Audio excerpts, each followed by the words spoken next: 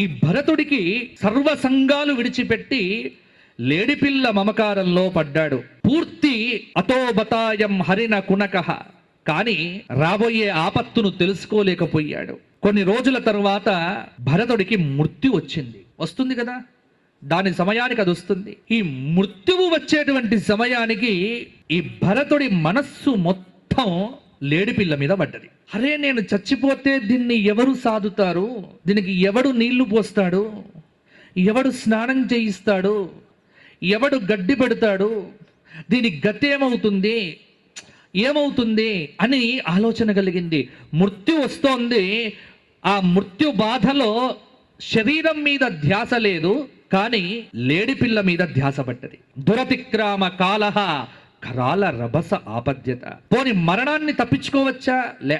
సాధన పూర్తయ్యేదాకా మృత్యు ఆగుతుందా? ఆగదు.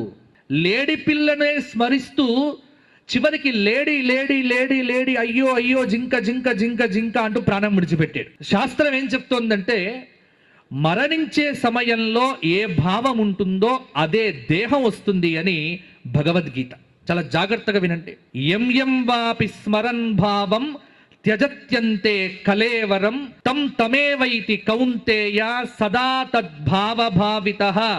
భగవద్గీతలో 8వ అధ్యాయంలో 6వ శ్లోకం.